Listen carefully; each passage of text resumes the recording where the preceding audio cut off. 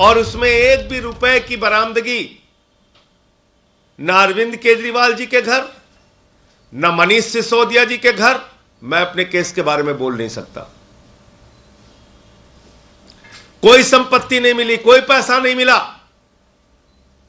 बावजूद इसके अरविंद केजरीवाल जी गिरफ्तार हो जाते हैं, मनीष सिसोदिया गिरफ्तार हो जाते हैं। सारी कार्रवाई आम आदमी पार्टी के नेताओं पर चलती है।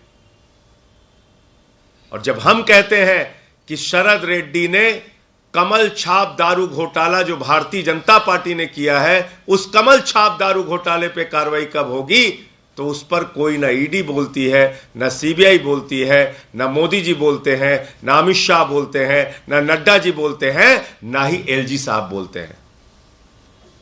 मैं पूछना चाहता हूं कि इस देश में दोहरा कानून चलेगा? आम आदमी पार्टी के लिए बिना सबूत के कार्रवाई और भारतीय जनता पार्टी के लिए खुलेआम सबूत के बाद कार्रवाई नहीं। यह तो अन्यायपूर्ण कार्रवाई है। और देश के गृह मंत्री जो कल अपने इंटरव्यू में स्वीकार कर रहे हैं कि उनको सब पता था, तो उसके बाद उनकी पार्टी ने रिश्वत कैसे ली ऐसे आदमी से, जिसको खुद उनकी ईडी कह रही है कि वो किंग पिन है? यह तो आभार और धन्यवाद मैं देना चाहूंगा माननीय सर्वोच्च न्यायालय का कि उन्होंने कहा कि इलेक्टोरल बॉन्ड की डिटेल जारी करो। तब यह पता चला कि यह तो रिश्वतखोरी शराब घोटाले में भाजपा ने खाई है। यह तो आभार व्यक्त करना चाहूंगा, धन्यवाद देना चाहूंगा देश की ओर से माननीय मुख्य न्यायाधीश जी का कि उन्होंने कहा कि नहीं, इलेक्टोरल बॉन्ड अनकॉन्स्टिट्यूशनल है। 5 जजों की बेंच ने कहा यह असंवैधानिक है, है, इलीगल है, इसको जारी करो। और उसको खुलेआम प्रधानमंत्री जी भी डिफेंड कर रहे हैं और अमित शाह भी डिफेंड कर रहे हैं। रिश्वतखोरी के पक्ष में मजबूती से खड़े हुए हैं। अब मैं आपको बिंदुवार करके बताता हूं।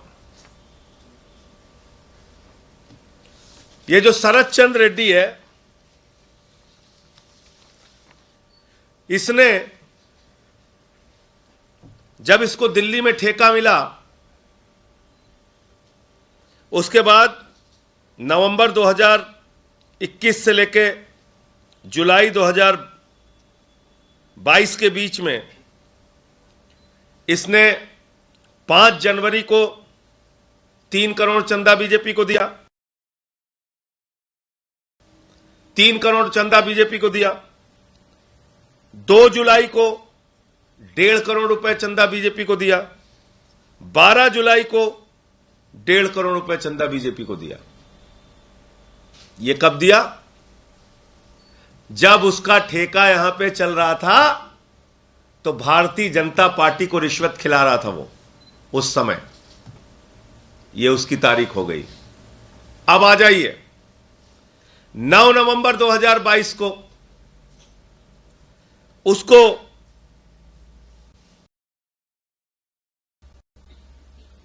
छापे हुए उसके घर पे, तो उसने कहा कि उसने किसी को रिश्वत नहीं दी है। यह उसका स्टेटमेंट है। 9 नवंबर 2022 को शरद रेड्डी कहता है उसने किसी को रिश्वत नहीं दी। 10 नवंबर 2022 को शरद रेड्डी अरेस्ट हो जाता है। 15 नवंबर 2022 को फिर 5 करोड़ रुपए चंदा बीजेपी को देता है।